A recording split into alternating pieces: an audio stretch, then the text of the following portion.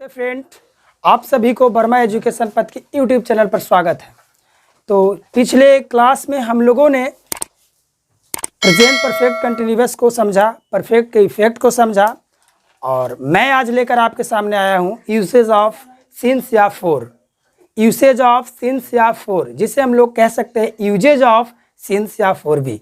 तो चलिए हम लोग यूजेज ऑफ सिंस या फॉर को समझने से पहले मैं आपसे एक रिक्वेस्ट करता हूं कि अगर अभी तक मेरे चैनल को सब्सक्राइब नहीं किया है तो कृपया मेरे चैनल को सब्सक्राइब कर बेल आइकन को प्रेस कर ऑल को सिलेक्ट कर ले, ताकि कोई भी नए वीडियो का नोटिफिकेशन आप तक पहुंच सके। तो आइए दोस्त, हम बिना विलंब किए वीडियो को आगे बढ़ाते हैं। तो देखिए आपका यूसेज ऑफ सिंस या फॉर, सिंस का प्रयोग कहाँ किया जाता है और फॉर का प्रयोग कहाँ किया जाता है, आज हम सारी चीज़ इस वीडियो के अंदर देखेंगे।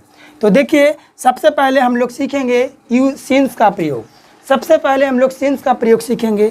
तो सिंस को हम लोग कहते हैं पॉइंट ऑफ टाइम। आखिर सिंस का प्रयोग या फॉर का प्रयोग क्यों किया जाता है? तो पॉइंट ऑफ टाइम यानी टाइम को निर्देशित करने के लिए, टाइम को दिखाने के लिए सिंस या फॉर का प्रयोग किया जाता है। बातें समझ में आ रही है? अब बात समझ में आना है ये आपको कि पॉइंट ऑफ टाइम अपने आप में होती क्या है। तो पॉइंट ऑफ टाइम जो होती है अपने आप में, इसको हम लोग स्पेसिफिक कहते हैं। ये स्पेसिफिक होती है यानी कि खास होती है, जिससे हम लोग सिंस का अगर पहला प्रयोग करें तो हम लोग कह सकते हैं to mention day, date, year, और बोलिए मंथ्स, ईयर तो लिख ही दिया, डे, डेट, मंथ्स, ईयर। और आपका बात करें तो चाइल्डहुड, अभी इसको हम लोग बाद में पढ़ेंगे, अभी यहाँ तक आप लोग देखिए ना। इसको मेंशन करने के लिए हम लोग किसका प्रयोग करेंगे? सिंस का। डे का, किसी भी डेट का, किसी भी मंथ का या किसी भी ईयर को मेंशन करने के लिए हम लोग किसका प्रयोग करेंगे?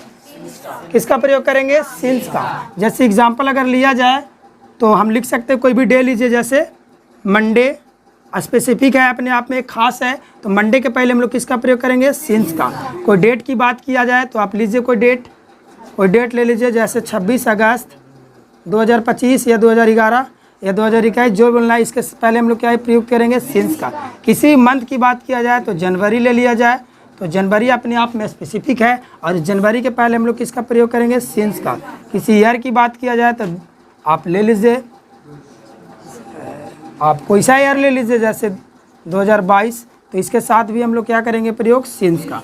तो हम लोग देख रहे हैं कि सिंस का प्रयोग सबसे पहला स्पेसिफिक सेंस में डे, डेट, मंथ, ईयर, है ना, इत्यादि को मेंशन करने के लिए हम लोग सिंस का प्रयोग करते हैं। एज मंडे के पहले सिंस लगाएं, 26 अगस्त 2021 के पहले सिंस लगाएं, जनवरी के पहले सिंस लगाएं, या 2022 के पहले सिंस लगाएं। अगर दूसरी भाषा में इसे हम कहें तो सिंस का प्रयोग निश्चित टाइम के पहले किया जाता है, निश्चित समय के पहले सिंस का प्रयोग किया जाता है। जैसे आप देख सकते हैं मैंने निश्चित कोई स्पेसिफिक नाम दिया है। ये कोई भी डेट अपने आप में एक स्पेसिफिक होता है, निश्चित होता है। कोई भी टाइम, मंथ, ईयर, ये अपने आप में स्पेसिफिक होता है। अगर बात किया जाए तो इसी में आप लिख सकते हो मौसम, वेदर, है ना, ये भी आपका स्पेसिफिक टाइम बताता है ना। जैसे समर, विंटर इत्यादि, जैसे समर लिखा हुआ है तो समर के साथ भी आप किसका प्रयोग कर सकते हो? सिंस का। तो ये सारे के सारे आपका प्रयोग आप सिंस के साथ कर सकते हैं, कोई इशू नहीं है। स्क्रीनशॉट ले सकते हैं भी अगर नहीं देखे तो मैं अब इसे इरेज करता हूँ।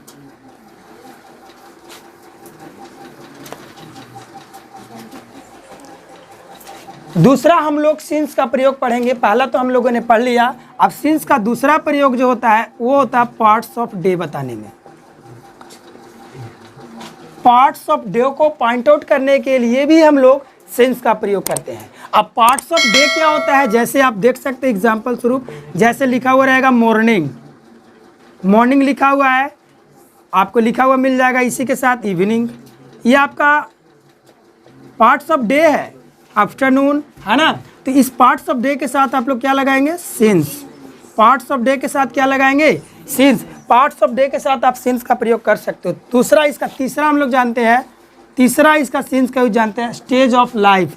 बोलिए जरा सा, क्या बोलेंगे? स्टेज ऑफ लाइफ, यानी कि जीवन की अवस्था को बोध कराने के लिए भी हम लोग सिंस का प्रयोग करते हैं। जैसे एग्जाम्पल स्वरूप देखा जाए तो हम लोग लिख सकते हैं चाइल्डहुड, है ना, और भी लिख सकते हैं यथ, है ना। इस तरह से स्टेज ऑफ लाइफ को शो करने के लिए भी आप किसका प्रयोग कर सकते हैं, सिंस का। और अगला आपका चौथा सिंस का प्रयोग हम लोग जानेंगे किसी भी इवेंट या ओकेज़न को आपको पॉइंट आउट करने के लिए। इवेंट या ओकेज़न, ओकेज़न कहें तो कोई अवसर, जैसे त्यौहार कोई भी हो सकता है या इवेंट, जैसे आपको लिखा हुआ रहेगा दिवाली, होली, है ना, दशहरा, ये सब चीज़ लिखे हुए दिखाई दे तो आप उसके साथ सिंस का प्रयोग कर सकते हो। कोई इवेंट की बात की लिया जाए तो जैसे लिख सकते हैं वर्ल्ड वार, है ना, या फिर आप लिख सकते हैं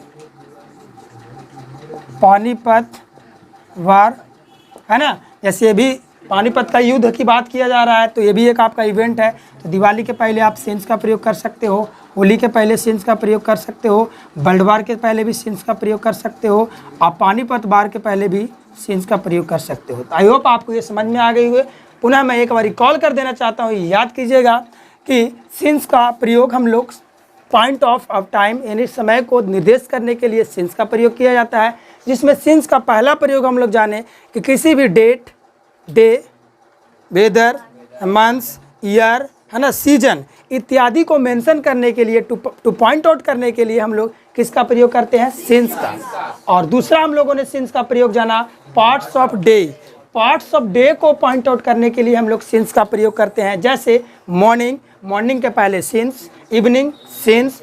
और तीसरा हम लोगों ने सिंस का प्रयोग जाना स्टेज ऑफ लाइफ, यानी जीवन की अवस्था को भी बोध कराने के लिए हम लोग सिंस का प्रयोग करेंगे, जैसे चाइल्डहुड, चाइल्डहुड के पहले सिंस लगाएंगे, यूथ, जवानी, सिंस लगाएंगे। और चौथा हम लोगों ने जाना इवेंट या ओकेज़न, किसी भी इवेंट या ओकेज़न को टू पॉइंट आउट करने के लिए हम लोग किसका प्रयोग करेंगे, सिंस का, as Diwali, Holi, world war, Panipat etcetera. I hope आपको सिंस का प्रयोग अच्छा सा समझ में आ गया होगा। अगर आपको किन्हीं को डाउट होता होगा तो मुझे आप कमेंट कर बताएंगे। अब हम लोग सिंस का प्रयोग को तो अच्छी तरह समझ गए, आइए अब हम लोग फोर का प्रयोग को जानते हैं। फोर का प्रयोग हम लोगों ने पीरियड ऑफ टाइम को बताने के लिए करते हैं, यानी समय अवधि को बताने के लिए हम लोग किसका प्रयोग करते हैं, फोर का। फोर का सबसे पहला यूज आएगा जो है इंडेफिनिट ड्यूरेशन में। इंडेफिनिट ड्यूरेशन में हम लोग किसका प्रयोग करते हैं, फोर का। मैं बता दूं कि डिफिनिट ड्यूरेशन में, डिफिनिट टाइम में हम लोग किसका प्रयोग करते थे, सिंस का, लेकिन इंडेफिनिट ड्यूरेशन में किसका प्रयोग करेंगे, फोर का। डिफिनिट ड्यूरेशन कहने का मतलब है निश्चित समय, निश्चित टाइम रहेगा तो हम लोग सिंस का प्रयोग करेंगे, और अनिश्चित रहेगा तो फोर का प्रयोग करेंगे। बातें समझ में आ रही है।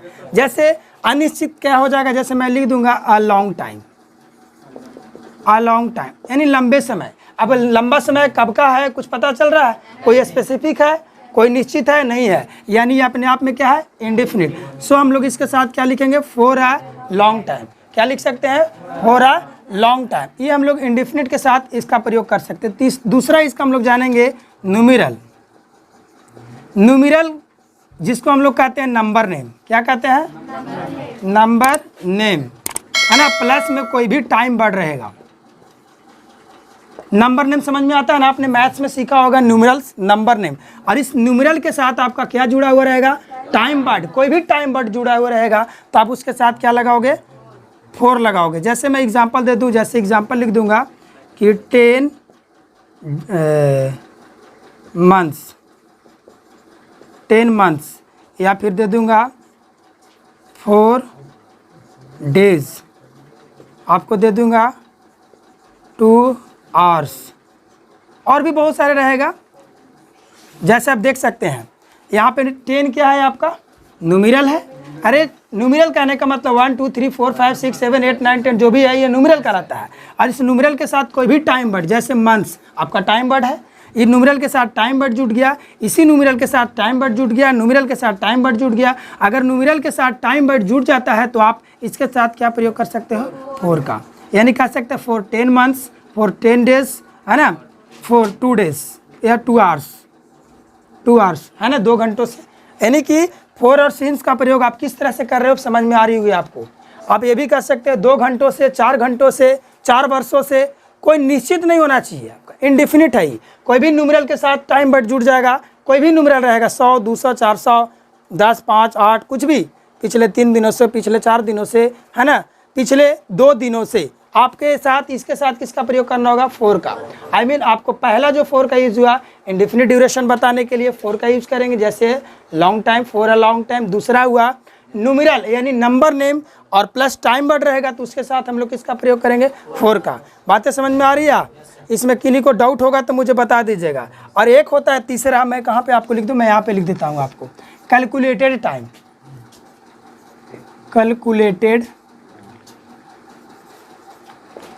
कैलकुलेटेड टाइम को हम लोग शो करने के लिए, दिखाने के लिए किसका प्रयोग करेंगे हम लोग?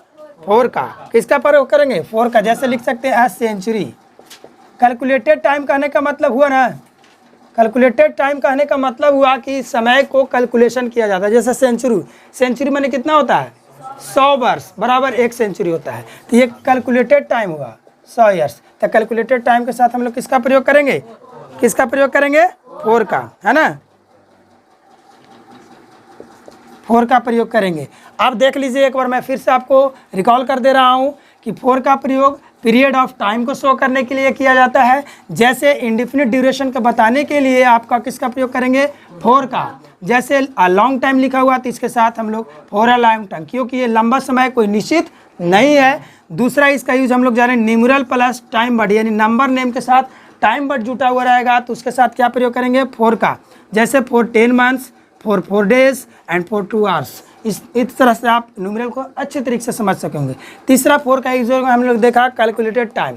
कैलकुलेटेड टाइम यानी कि ऐसा समय जिसको कैलकुलेशन किया गया हो, कैलकुलेट किया गया हो। जैसे सेंचुरी, अब सेंचुरी को कैलकुलेट किया जाता है यानी कि 100 years is equal to 1 century यानी 1 सेंचुरी, और 1 सेंचुरी ये कैलकुलेटेड टाइम है, इसलिए हम लोग इसके साथ फोर का यूज़ किए। आई होप आपको सिंस और फोर की वीडियो आपको अच्छी से समझ में आ गई होगी।